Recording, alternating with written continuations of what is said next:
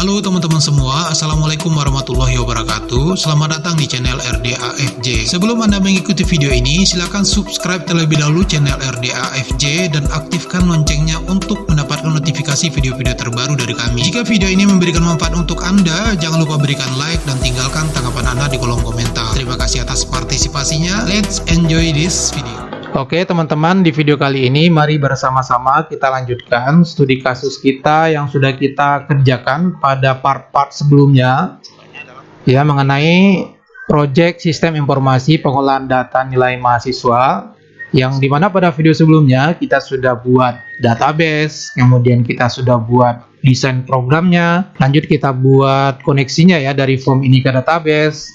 Terus kemudian part terakhir sebelum ini kita bahas tentang CRUD ya, CRUD Form Input Data Mahasiswa. Nah, buat teman-teman yang belum mengerjakannya, silakan dikerjakan dulu. Silakan masuk ke channel RDAFJ new seperti ini. Nah, kemudian teman-teman klik playlist, lalu teman-teman cek di siswa nilai mahasiswa. Jadi di sini lengkap semua dari pertama sampai dengan terakhir nanti ya teman-teman ya. Jadi semua project akan saya masukkan ke dalam playlist ini. Oke, kita lanjut. Nah, pada video kali ini tutorialnya adalah bagaimana caranya kita memfungsikan form ini sebagaimana fungsinya, yaitu menyimpan data mata kuliah, mendelete, mencari dan sebagainya. Oke. Nah, pada form input data mata kuliah ini cukup mudah ya teman-teman ya dibanding form input data mahasiswa yang sudah kita buat sebelumnya. Oke, kita langsung saja. Yang pertama yang kita lakukan di sini adalah kita buat dulu posisi list dan isi listnya ya teman-teman ya. Posisi list dan isi listnya. Posisi list itu maksudnya adalah untuk nama kolom-kolom yang ada pada tabel ini atau list view ini ya. Kemudian kalau untuk isi list adalah untuk mengambil data, menampilkan data dari database khususnya di mata kuliah ya, di tabel mata kuliah ke tabel ini. Nah, itu udah fungsinya teman-teman. Oke, kita langsung saja ke eventnya. Teman-teman bisa masuk ke view code-nya dan teman-teman isi ketik, maksud saya silakan dibuat posisi list ini, function posisi list ini. Ya, di mana saja ya teman-teman ya, silakan teman-teman buat, ketik saja, jangan sampai ada salah dalam penulisannya biar tidak error. Kemudian isi list teman-teman buat juga fungsinya, bisa teman-teman buat di bagian bawah saja ya. Kita buat fungsinya dulu biar nanti kita mudah memanggilnya ya. Oke, nah ini dia tadi untuk kolom-kolomnya tadi ya teman-teman ya. Kemudian ini isi listnya. Oke, silakan diketik sambil saya jelaskan di bagian sini ya teman-teman ya. Nah, di sini kita cari atau seleksi datanya itu dari tabel mata kuliah, kemudian kita urutkan kode mata kuliahnya teman-teman. Jadi order by ini adalah maksudnya untuk mengurutkan kode mata kuliahnya berdasarkan abjad ya. Nah, pastikan teman-teman tabel mata kuliahnya sama dengan namanya ya, sama dengan yang ada di database. Next, kemudian untuk KD/MTK ini juga wajib disamakan. Oke, maksudnya di mana? Maksudnya di sini. Nah, ini ya. Ini TBL mata kuliah. Ini adalah KD/MTK. Nah, itu disamakan tulisannya. Nah, karena di sini kita menggunakan hanya 2 kolom saja atau 3 kolom maksud saya. Ini KD/MTK, NM/MTK dan SKS ya. Jadi di sini urutannya 0, 1, 2, 3, tetap 3 ya, tapi mulai dari 0 ya teman-teman. Oke. Nah, kalau sudah selesai teman-teman buat posisi list, isi listnya. Oh, maaf teman-teman, pasti error ya di bagian sini ya kalau langsung dibuat itu. Jangan lupa terlebih dahulu ini paling di atas teman-teman ketik dulu imports mysql.data.mysql client. Nah, ini wajib ya teman-teman ya. Nah, kalau sudah selesai, teman-teman masuk ke form load. Nah, kalau bingung masuk ke dalam form load-nya, kita kembali ke formnya saja seperti ini. Nah, teman-teman double klik formnya. Nah, di sini kita panggil, tapi sebaiknya kita panggil dulu koneksinya. Maksudnya biar form ini terkoneksi dulu ke database-nya. Kemudian baru kita panggil function posisi list yang sudah kita buat tadi, yang Anda buat tadi di atas. Next, nah baru kita panggil isi list. Nah, logikanya seperti itu ya teman-teman ya. Kita koneksikan dulu dia, kemudian kita panggil posisi listnya, dan kita isi listnya. Kalau memang ada datanya, nanti langsung masuk ke dalam tabel yang ada di list view. Oke, nah kalau sudah selesai, teman-teman buat, silakan dijalankan programnya, ganti dulu. Startup formnya diganti ke mata kuliah ya, biar bisa kita jalankan. Nah, hasilnya akan seperti ini. Nah, di sini ya, KD-MTK, nama MTK, SKS gitu ya. Oke, kita kembali ke view code tadi. Mana ada view code? Oke, sebentar. Ini biar enak lihat di list view-nya, kita panjangkan saja ya. Kode mata kuliah. Kemudian ini nama mata kuliah. Oke, nah ini kita panjangkan saja menjadi 150. Nama mata kuliahnya cukup 160 aja ya. Oke, kita coba cek lagi hasilnya. Nah, lumayan agak lebar ya teman-teman ya. Oke, nah itu yang pertama yang kita lakukan. Terus kemudian datanya belum ada karena memang belum ada di database ya. Nah, selanjutnya kita buat refresh dulu lah ya. Kita aktifkan refresh-nya, artinya adalah nanti untuk membersihkan data-data yang ada pada atribut ini ya. Oke, kita ke refresh. Silakan teman-teman buat function baru, terserah di mana saja, jangan bingung. Asal tidak mengganggu ke event yang lainnya. Event itu maksudnya ke kode program yang lain ya. Nah, ini dia teman-teman ya. Private sub bersih. Yang pertama adalah yang kita bersihkan adalah KD-MTK-nya. Nah, ini kutip 2 itu maksudnya adalah untuk membersihkan, teman-teman. Kemudian TXT nama MTK dibersihkan juga, SKS-nya juga dibersihkan. Oke. Nah, selanjutnya kalau sudah kita buat function bersih ini, kita panggil dia yang pertama di refresh ya. Di refresh. Jadi teman-teman double klik saja refresh. Kemudian teman-teman ketik atau panggil bersih tadi ya, bersih, function bersih.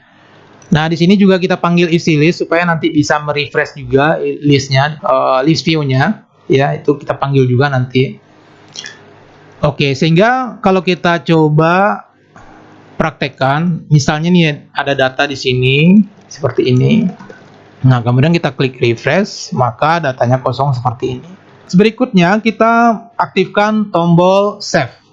Kita aktifkan tombol save. Oke, kita keluar dulu. Saya cek dulu di button save, apakah codingnya sudah standby. Oke, sudah. Oke, saya kembali dulu. Silakan teman-teman double klik save, button save. Pastikan teman-teman itu berada di BTN save ya, BTN save. Klik. Oke, nanti akhirnya di ensub ya. Nah, di antara private sub dan ensub ini, teman-teman ketik kode program seperti ini. Oke, silakan diketik sambil saya jelaskan ya. Sambil diketik teman-teman, sambil saya jelaskan. Oke, nah di sini yang pertama kita buat dulu kondisinya ya teman-teman ya. Ada dua kondisi yang kita buat di sini. Kondisi yang pertama kita pastikan bahwa teksnya tidak ada yang kosong, text boxnya. Artinya di sini nanti tidak boleh ada yang kosong kalau ingin kita menyimpan data. Jadi di sini kita tuliskan, kita berikan peringatan dulu ya. TXT KD-MTK.text sama dengan tanda kutip, artinya kalau misalkan TXT kode MTK-nya kosong, nah itu artinya ya. Atau namanya yang kosong atau SKS-nya yang kosong, maka kita berikan pesan, silakan lengkapi data terlebih dahulu gitu ya. Nah, kemudian ini di sini nanti di jendela message-nya ada pesan data kosong. Kemudian kita kembalikan fokusnya ke KD-MTK. Oke, gampang ya untuk memahaminya. Jadi salah satu di antara ini saja ada yang kosong, maka tidak bisa kita simpan. Kita berikan dulu message ya. Next, kemudian kondisi yang kedua adalah kalau misalkan datanya sudah nggak kosong. Nah, kita perintahkan untuk menyimpan data pada tabel mata kuliah. Nah, ini tabel mata kuliah ini yang di database. Jadi, teman-teman cek apakah tulisannya sudah sama atau belum. Teman-teman cek di di database ya namanya. Nah, ini dia. Oke. Nah, yang kita simpan adalah txt-nya tadi. Yang pertama ada txt kdmtk, kemudian txt nama mtk, txt sks. Akan masuk ke kdmtk, nmmtk, sks. Oke. Kalau datanya sudah masuk ke dalam database, kita berikan perintah. Maksudnya kita berikan pesan, maksud saya, data berhasil disimpan. Oke. Nah, ini kalau rasanya ingin mau ini diganti, boleh kita ganti misalnya menjadi information gitu ya. Information. Kalau critical kan dia kayak X gitu ya. Information. Oke. Nah, kemudian di jendelanya ada save gitu ya. Nah, untuk fokusnya kita fokuskan lagi dia ke kdmtk-nya. Selanjutnya, kita langsung refresh teman-teman, refresh isi listnya, refresh juga bersihnya. Jadi langsung mengupdate dia, update gitu teman-teman. Oke. Nah, kemudian di sini ada perintah kode mata kuliah ini sudah ada atau program Anda bermasalah gitu aja ya. Nah, jadi kalau kode mata kuliahnya sama, itu akan memunculkan kode mata kuliah ini sudah adanya. Jadi bisa kita cek ya. Atau kalau kita salah tulis dalam kode program ini, juga akan memberikan pesan seperti ini ya. Kita coba ya. Untuk fokusnya tetap ke txt kdmtk. Oke, kita coba jalankan programnya. Oke, sudah diketik ya. Kita jalankan programnya. Kita coba button save ya. MTK01. Nama mata kuliahnya adalah Pemrograman Visual. SKS-nya 3. Kemudian kita klik save. Nah, data berhasil disimpan. Oke, kodenya I gitu ya. Itu information. Oke, kemudian kita klik OK. Nah, langsung mengupdate ya. Kenapa kita buat tadi isi list supaya dia langsung update ke sini? Kenapa kita buat tadi bersih? Maksudnya kita panggil bersih supaya ininya langsung hilang gitu ya teman-teman ya. Jadi pahami teman-teman maksud dari masing-masing function tersebut. Next, kemudian kita coba untuk kode mata kuliah yang kedua. Mata kuliah yang kedua maksud saya MTK02, namanya misalkan pemrograman berorientasi objek. Kemudian kita buat SKS-nya 3, save juga. Oke, masuk ya. Berarti udah aman nih save-nya. Oke, satu lagi misalnya MTK03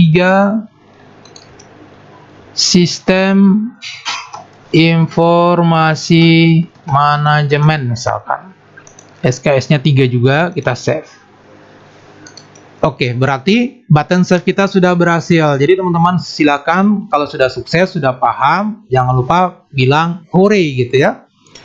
Oke, langsung kita ke button yang kedua adalah button edit.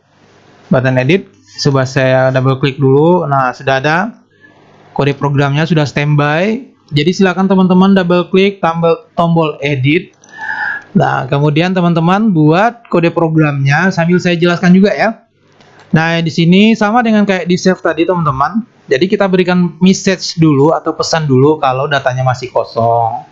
Tapi message-nya beda di sini. Silakan pilih data yang akan diedit. Kalau tadi data masih kosong ya, silakan lengkapi data terlebih dahulu. Nah, kalau di sini silakan pilih data yang akan diedit. Oke.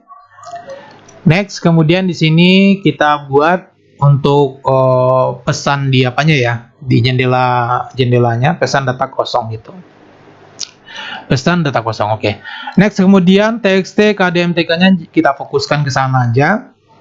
Kemudian kalau memang sudah ada datanya di textbox-nya semua, kita lakukan update terhadap data yang ada pada tabel mata kuliah. Nah, cek lagi teman-teman, namanya TBL mata kuliah, samakan tulisannya ya. Kemudian yang kita update itu adalah NMMTK. Nah, kalau ini tulisannya harus sama dengan yang ada di database. Nah, ini dia teman-teman. Saya browse dulu ini biar masuk data yang kita inputkan tadi. Oke. Nah, ini dia. NMMTK. Di sini NMMTK. Oke. Kemudian kita samakan dengan yang ada di txt nama MTK.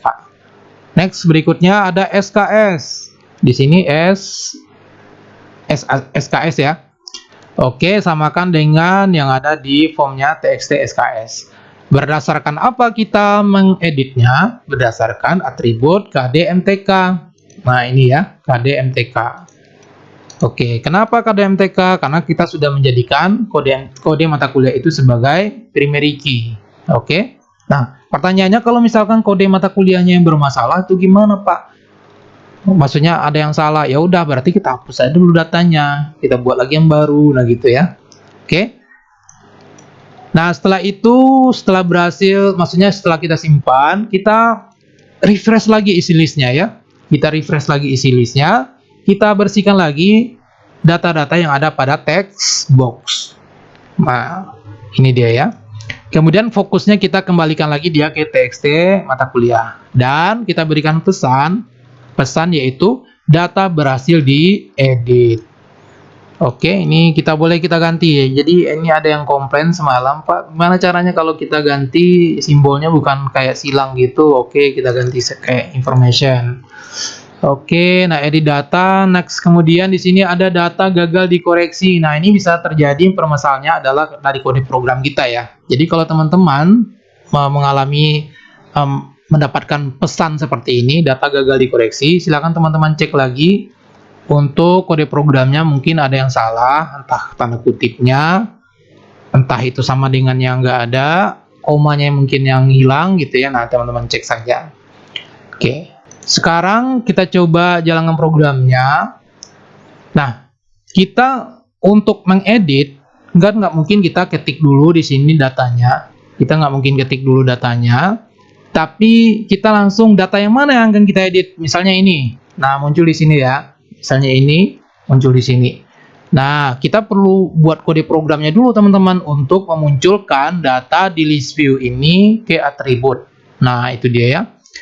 Oke. Berarti kita buat namanya function ambil data dari list view. Nah, oke, saya cari ya.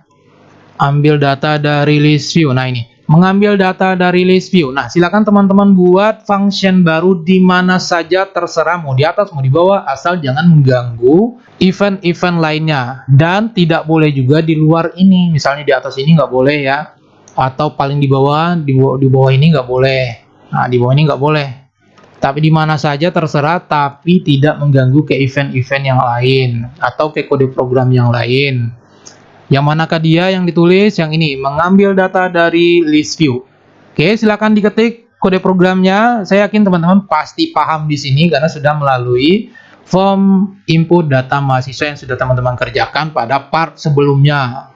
Tapi setelah teman-teman buat function ini tidak akan berfungsi dia sebelum kita panggil. Nah, di mana kita panggil? Di list view-nya ini. Jadi teman-teman double klik list view-nya. Kita panggil lah function yang kita buat tadi. Ambil data dari list view. Nah, kalau teman-teman tidak buat ini, itu tidak akan beraksi apa-apa. Silakan dijalankan programnya. Nah, kita akan mengedit data misalkan sistem informasi manajemen misalnya ya. Kemudian kita akan ganti SKS-nya misalnya menjadi 2 SKS misalkan ya. Dan kita edit datanya. Oke, nah kemudian muncul ya. Pesannya itu data berhasil diedit. Itu wajib teman-teman tahu gimana kok bisa muncul pesan ini, gimana kok bisa mengedit dia gitu ya. Nanti teman-teman pahami lagi di kode programnya. Next, berikutnya kita fungsikan button delete. Tapi sebaiknya kita buat dulu cari ya. Pencarian data, misalnya kita ingin mencari kode mata kuliah MTK02. Nah, jadi yang muncul 02 aja, 03, 01. Atau kita ingin mencari berdasarkan nama mata kuliah itu pemrograman visual. Nah, jadi pemrograman visual aja yang muncul ya. Oke, nah itu akan kita kerjakan dulu. Caranya adalah kita buat dulu function baru. Functionnya itu adalah namanya cari data mata kuliah. Jadi seperti tadi, silakan teman-teman buat di mana saja asal tidak mengganggu ke event-event lainnya. Tidak wajib posisinya sama dengan saya ini. Yang penting teman-teman buat saja di mana saja dan tidak mengganggu ke event-event lainnya. Oke, silakan diketik sambil saya jelaskan di bagian sini.